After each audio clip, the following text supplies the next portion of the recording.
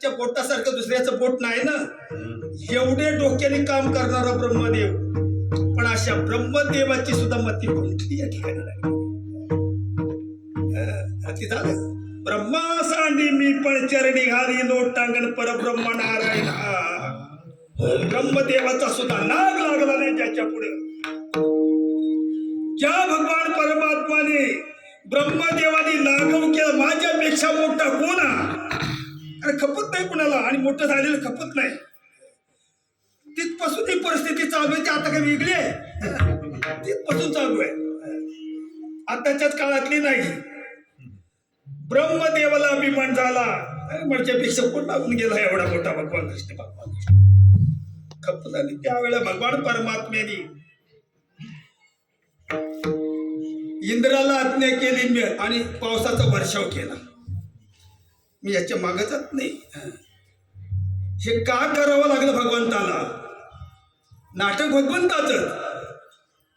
ब्रह्मदेवाला अभिमान करायला लावणारा भगवंतच, इंद्राला वर्षाव करण्यास सांगणारा भगवंतच. याला कारण आहेत, ते मागची बरीच कारण आहे त्याला. मागच्या कृतयुगामध्ये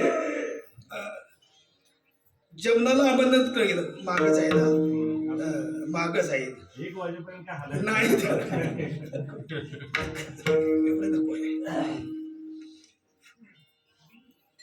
जेवणाचं आमंत्रण केलं एका ऋषीला. जेवणाचं आमंत्रण केलं, जेवला, वाट किती जेवला, किती खंडे अन्न लागलं. आणि अन्न खाल्ल्यानंतर अरे पाणी देवा, पाठ नाही, पाणी या जन्मात नाही. मग मी एवढं अन्न खाल्लं, तुम्हाला पाणी कुठं आणू या जन्मात? मी पाणी या जन्मात नाही, पुढच्या जन्मात पाणी. तो अगस्त्य ऋषी पाणी. मग तोच अवतार कृष्ण अवतारामध्ये भगवान परमात्म्याला त्याला पाणी द्यायचं राहिलं होतं. कथा फार मोठी आहे. सगळे आपण वाचक मंडळी आहेत, अवश्य वाचक करून पाहता. नुसतंच मोबाईल बघू आपण बघू नका, वाचन करा जरा. हे पण सांगणं खपत नाही कोणाला. आली कुठं चार मागं उभे राहताय, ती पण राहायची नाही. पण कशा आम्हाला काय करायचंय, हे तुमचाच कारभार, तुम्हाला सांभाळायचा आहे, काय करायचंय आता. असो, त्यावेळेला त्या काळामध्ये जेवण दिलं. अरे पाणी, पाणी आता नाही देत पाणी. देवाला जाणीव होती त्या पाण्याची, म्हणून हे कृत्य देवाला करावं लागलं. ब्रह्मदेवासाठी ते हे नाटक करावं लागलं. ब्रह्मदेवाने इंद्राला पावसाचा वर्षाव करायला लावला. कारणीभूत भगवान परमात्मा, त्याच्या सत्तेनं सगळं चाललेलं आहे. पाऊस पाडल्या गेला कशासाठी? भगवान परमात्मा गोकुळामध्ये गायी चारत असताना निमित्त काला कारण सगळं हे झालं. पण पाणी द्यायचं होतं याला, अगस्तीला. त्याची ताण भागवण्याकरता एवढी नाटकं करावी लागली, भगवंतांनी केली. काही करणार नाही भगवान परमात्मा. त्यावेळेला शिळाधार पाऊस पडला. शिळाधारी पाऊस पडे का आरतीमध्ये वर्णन आलंय. राखीता गोदने गो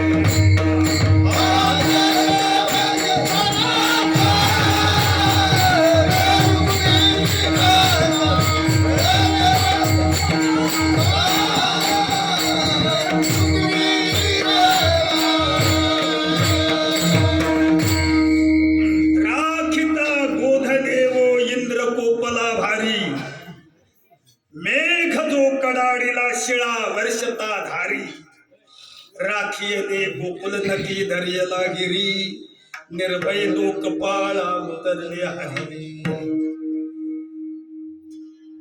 इंद्राने आज्ञा मेघाला केली, पाऊस पाड म्हटलं. हा लय मातलाय.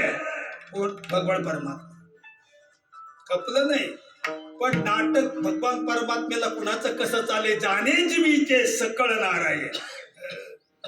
असे व्यापून परी न दिसे लपून, राधा संमुखिली प्रीती लिंगून, तुका म्हणे याशी भावची कारण. भगवंताला सगळं कळतंय, मुंगीपासून ब्रह्मदेवापर्यंत प्रत्येकाच्या अंतस्करणामध्ये भगवान परमात्म्याचं वास्तव्य आहे. ब्रह्मदेवानी ही नाटक केलेली सगळी भगवंताला कळली. भगवान परमात्म्याने आपल्या करांगळीवरती गोवर्धन पर्वत उचलला. आपण का होते येण्याचे मेरुस्तंभ अचल धरलेला. मेरुस्तंभ एवढा करांगलीवर उचलून गाई गोपाळांचं रक्षण केलं, आणि तो भगवंताला उमराचा नाही टेका द्यायला लागतोय. हे तुकोबारायनं मोठं कौतुक वाटलेलं आहे बाबा. येण्याची मेरुस्तंभ अशाच धरलेला, दिशा दिक्पाळाशी येण्याची ठाव दिला. सूर्य कोण? त्याची सत्ता. चंद्र कोण? त्याची सत्ता. माऊली म्हणतात, मी सूर्याचे निवेशे, तपे तो हि तापे सुशे, पाटी इंद्र होनी वर्षे, तै पुढती भरे. ही सगळी कोण? माझाचा सगळा पसारा चाललेला आहे. पर्वती वैसका न संदावी, समुद्री रेखा नोलंडावी, पृथ्वी भूते व्हावी आज्ञा माझी. म्या बोलविल्या वेद बोले, म्या चालविल्या सूर्य चाले, मी हलविल्या प्राण हाले, तो या जगात के चालिता. तो मी विश्वसरेचा भरता, मिचिगा बंडूस होता, मी गोसावी समजता त्रैलोक्यात. असा विश्वाचा मालक असताना भगवान परमात्मा ब्रह्मांडाची रचना ज्याच्या मुखामध्ये आहे, हृदयामध्ये आहे, हे दाखवण्याकरता सुद्धा जगताला कसं पटेल? एवढं मोठं विश्व कुणाच्या पोटामध्ये साठवलंय का? राहिलंय का कुठे? हे कुणाला खरं पटणार नाही ना. मग ते खरं करून दाखवण्यासाठीचा भगवंतानी लागव केलं. ते खरं करून दाखवण्याकरता सुद्धा भगवंतानी नाटक केलं. काय भगवंत नाटक करणार नाही? काय करणार नाही? एवढी नवल भगवंतानी केले ना. तुकोबारायने का अभंगामध्ये बरं वर्णन केले बघा. अनंत ब्रह्मांडे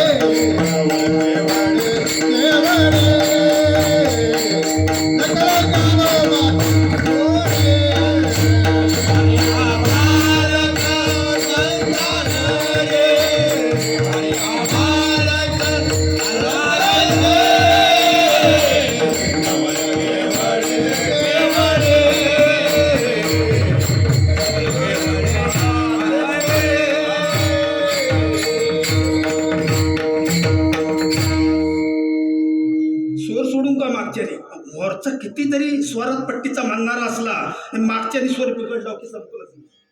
किती पट्टीचा म्हणणारा असतो त्या कलाकार, मागच्यानी मागच्यासारख्या बेसर सोडला की तू कानाला काय करी बोबलं काय तुझ्या पुढं रागमधून मागून आणि कशी आहे ही सगळी स्वराचे लक्षण आहे. आपल्याला कुठं कळतोय सूर आणि आपल्याला कुठं ताल आहे, आपण येईल तसं बोंबलायचं आहे. पण ज्यांना आहे त्याचा तरी उपयोग करू नका, त्यांचं मन नाराज होत, बाकी काही नाही. अनंत ब्रह्मांडे उदरी हर्या बालक नंद नवल केवडे केवडे नकळे कानोबाचे तुकोबारायचंच बोलणं आहे. अनंत ब्रह्मांड ज्याच्या उदरामध्ये आहे. आता ही शंका अनंत ब्रह्मांड उदरात आहे कशी वाटेल, ही शंका फेडण्याकरता सुद्धा भगवंतांनी लागवली. कृष्ण अवतारामध्ये बाळ अवस्थेमध्ये कारण शंकाच राहिली होती. मागच्या कृता त्रेता द्वापार युगामधली सगळी शंका. अनंत ब्रह्मांड, ब्रह्मांड एक एक केवढं आहे, किती ब्रह्मांड आहे, किती पाताळ आहेत, किती स्वर्ग आहे, गणित आहे. आपल्याला ते गणित बघायचं नाही. आज आपल्याला गोकुळात जायचं आहे. त्या वेळेला अनंत ब्रह्मांडाची एक ब्रह्मांड केवढं आहे, आम्हाला फक्त त्या उमरातल्या कीटकासारखंच वाटतंय ब्रह्मांड. उमराच्या उमराच्या फळात असतं ना केंबर, ते म्हणतं काय एवढं बाहेर पण मग तुम्हाला समजेल केवढं आहे. तसं ब्रह्मांडाची रचना हृदयामध्ये होणं म्हणजे ही सुद्धा शंका फेडण्याकरता देवाने लागू केलं. काय लागू केलं, बाळ अवस्थेमध्ये कृष्णावतारामध्ये खेळता खेळता गोपाळांच्या संगतीमध्ये उगाच माती खायला, देवाला काय माती खाय वेळ लागले वे, देव कुठे माती खातो. पण जगताची शंका फेडायची आहे. का जग कसं आहे, अनेक तरी शंकेनं जग भरलेलं आहे. जग अनेक शंकेनं भरलेलं आहे. आपण या जगाची मनाची शंका दूर करण्याकरता देवाला इतक्यापर्यंत यावं लागलं. खाली खेळता खेळता गोपाळांच्या मेळाव्यामध्ये मातीच खायला लागलं नव्हतं भगवंत. आणि माती खाता खाता बळीराम दादानी पाहिलं आणि मग बळीराम दादा आईला सांगायला गेला, आई कृष्णाने माती खाल्ली. आता देव आधीचा होता का बळीराम दादा आधीचा होता हे सगळ्यांना माहिती आहे. का देवाने कमीपणा घेतला, खालीपणा का घेतला आणि लहानपणा का घेतला सगळ्यांना माहिती आहे. कारण सगळी नेहमी श्रवण करणारी मंडळी आहेत. त्यावेळेला आता दादाला मोठा मोठा करून दादाची बैलाच्या खाण्यासाठी चिडवली त्यांनी. आमचे मास्तर मग लय सांगायचे फार. त्यावेळी कृष्णाने माती खाल्ल्यानंतर धावत गेला ना बळीराम दादा आईला, आई कृष्णाने माती खाल्ली. आता पोरांनी माती खाल्ल्यावर आई येणार ना धावत. आई आली हातात काठीच घेऊन आली. काठी घेऊन आली कृष्णाला मारण्याकरता. हाती घेऊन या काठी शिकविते श्रीपती, यमुनेची माती खाशी का का का. हरी तू कोणी नको करू माझ्या बाबा. हाती धरून या करी पैसविला मांडीवरी, मुख पसरवणी करी. हा मोठा चाबा करून राहायची गरज होती काय, काय मारलं होतं का देवाला आईने. मारावया देणे उभा, मारावया देणे उभा, मारावया देणे उभारली काठी, मारावया देणे उभारली काठी.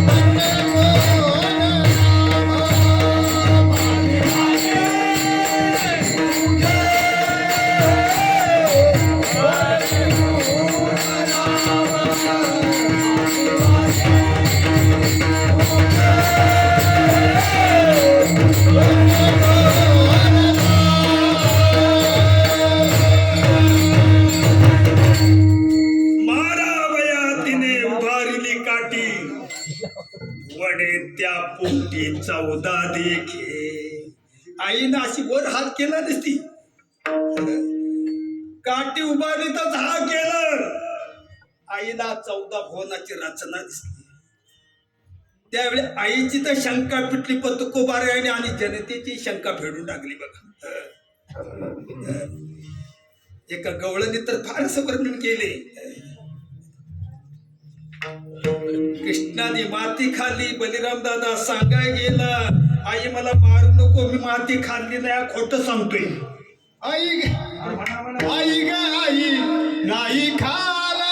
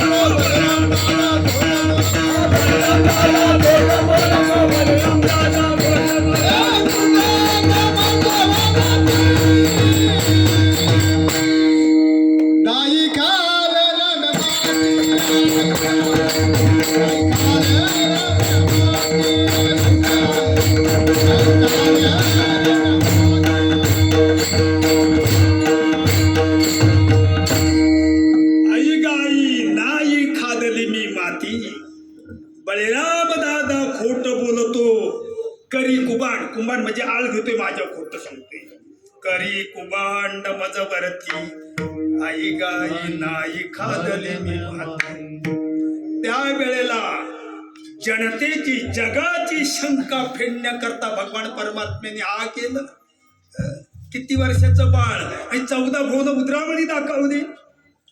एवढी ज्या भगवान परमात्म्याची कर्तृत्व आहे. तुकोबारायणी का नवनव करू नये. अनंत ब्रह्मांडे उदरी हरिया बालक नंदा घरी नवल केवडे नकळे कानुबाचे. जेने पृथ्वी तृप्त केली, त्याशी यशवदा भोजन झाले. आपण नेहमी ऐकतो, श्री गुरूंच्या मुखातून ऐकले मंडळी आहे. मुंगीपासून ब्रह्मदेवा सगळ्यांना अन्न पाणी पुरवतो भगवान परमात्मा. ही सुद्धा शंका होती. दुसऱ्याला कोण स्वतःच्या बायकोला शंका पडली, हे कुठं होतं का असं?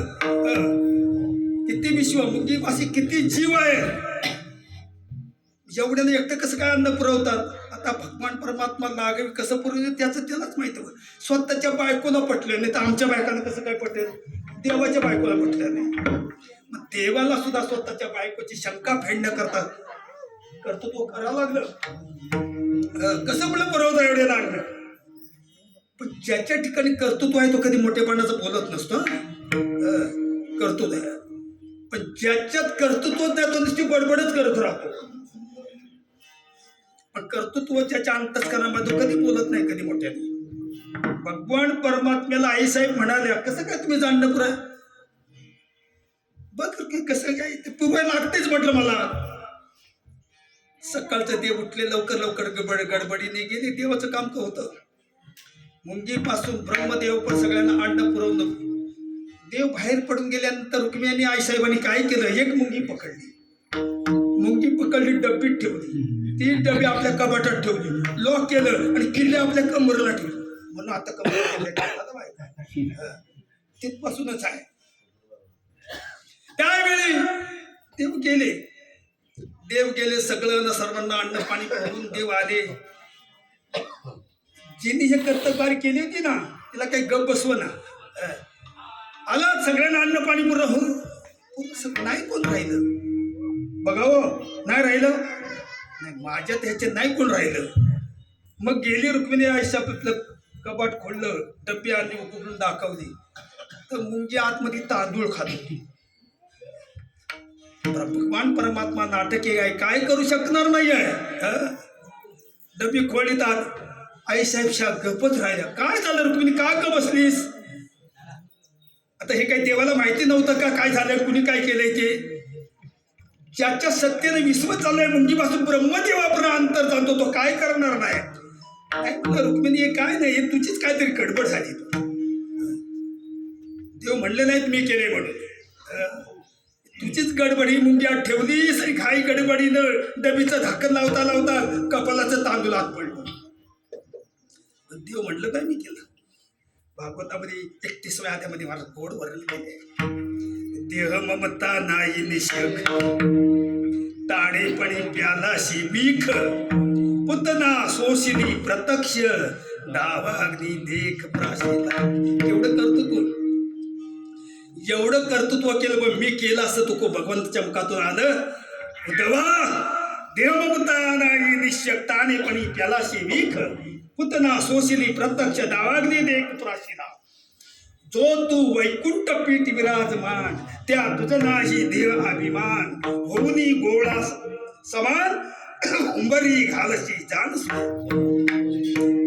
एवढी 14 भुवन 21 वर्ग हे सकळ का तुझ्या सत्तेनं चाललेलं आहे.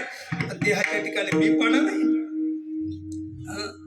जो तू वैकुंठ पीठ विराजमान, त्या तुझं नाही देह अभिमान, होऊनी गोळा समान, उंबरी घालशी जाण. त्या गवळ्यांच्या पोरात, ती गवळ्याची पोर काय नीट होती काय? मास्तर मावती मध्ये त्याला स्वतःचं नाव घुसायचं ज्ञान नव्हतं. त्या गवळ्यांच्या सानिध्यामध्ये जेव्हा तू नाचतो, या अध्यामध्ये वर्णन केलेलं आहे भागवतामध्ये. जो तू वैकुंठ पीठ विराजमान, त्या तुझं नाही द्याभिमान, होती गोळा समान, मरी घालशी जाण. तुझं पावाव या कर्मवळे, सदा सोशिती सोवळे ओवळे. तो तू मेळवणी कोवळे, जेवण मेले सोय करशी.